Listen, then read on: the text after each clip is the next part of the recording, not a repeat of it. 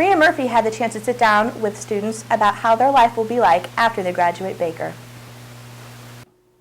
As another year wraps up and seniors are ready to graduate and move on from the college environment, one senior, Kim Kilmartin, is preparing to attend graduate school in the fall.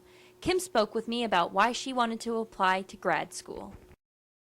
I'm a history, French, international studies major, and I wanted to end up teaching at the university level or doing research. And in order to do that in the history field, you kind of need to have graduate work or at least your PhD.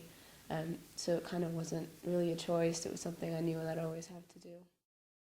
Kim applied to several different grad schools, one being Oxford University in England.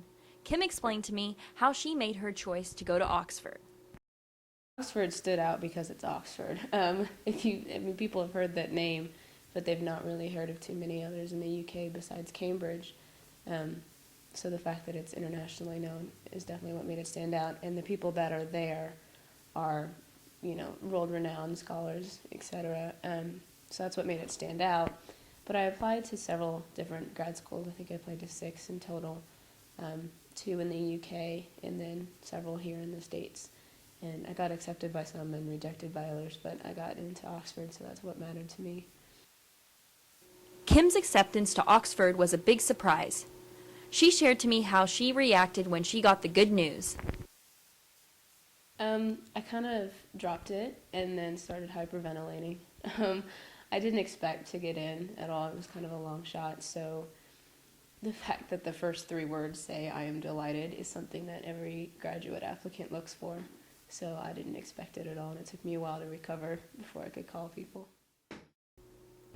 Another Baker graduate student, Patrick Lattin, who graduated in May of 2007 and is currently the web content manager in the marketing department, has now decided to attend NYU for graduate school in the fall.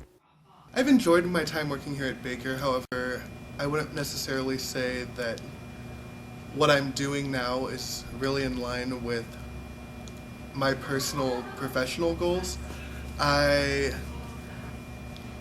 studied a number of things at Baker, but 2 of my majors were French and journalism, and then I also studied German. That was one of my minors.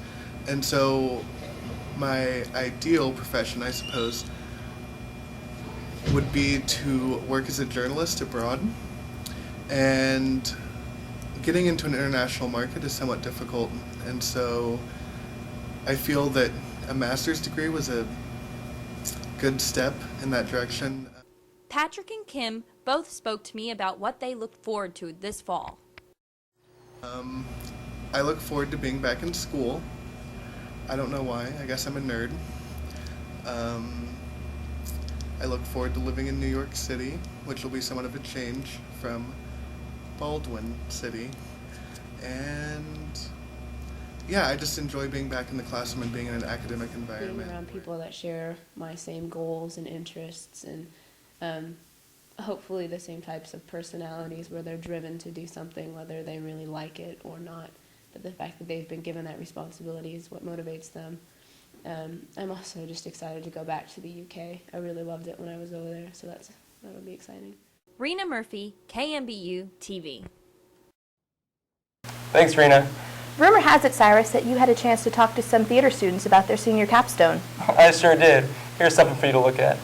It's double the fun in Darby Hope Theater this week as not 1 but 2 senior capstones are showcased by seniors Hali Jewell, Susan Surman, and Katie Bettis.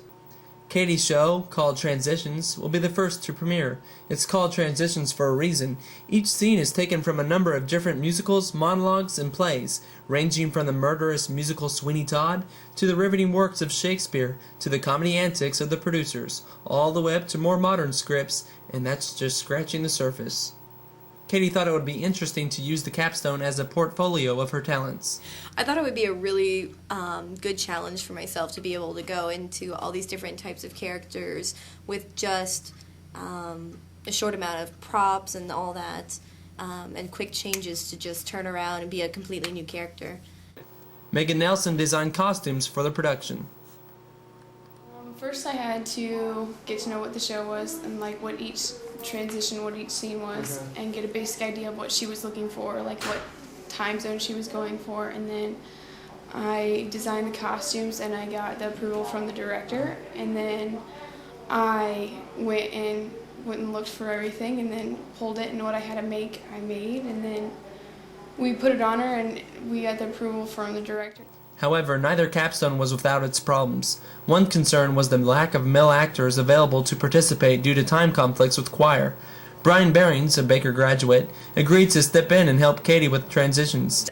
When I first heard about it too, of what Katie was doing with it as the the collection of pieces, like I thought that was just the best idea I'd heard of, because when you think about what the capstone means for theater, it's to showcase that senior, and what better way to showcase yourself than to just do a show that's all you. You don't have to worry about another actor. I mean, anything else is just. Yeah, you're more of a prop. I know. I'm really just here. I'm here to support her. I mean, the show that we've got put together and the pieces that she's picked out are all pieces that showcase her. The next capstone, The Fourth Wall, sees senior Hali Jewell as director and Susan Surman as stage manager. For the most part, it's a modern comedy featuring a tongue-in-cheek social commentary that pokes fun at everything from politics and sex to television. It shares some similarities to Transitions in that there is a bit of music in the play, and like Transitions, The Fourth Wall called for the return of a Baker alumni. Director Hali Jewell thinks The Fourth Wall is a good choice for a senior capstone. I think it is kind of a wake-up call. One of my favorite lines of the show is, "Plays never change the world, and the ones that try never last." I think that's kind of true. When I was an actor, I always gave all of my good choices, I always gave the credit to the director. And now that I'm directing and I see the actors acting, I'm always giving the credit to them. So it's funny, but it's definitely different. It's definitely something that I've enjoyed doing. The Fourth Wall is senior Susan Surman's last Baker Theater production. It's more of a student production, so I'm taking care of more aspects that sometimes teachers might take care of. It's been fun. I mean, she's my peer, so it's a different relationship than a professor or an outside director would be. But it's been really fun, like just exploring the process with somebody my own age.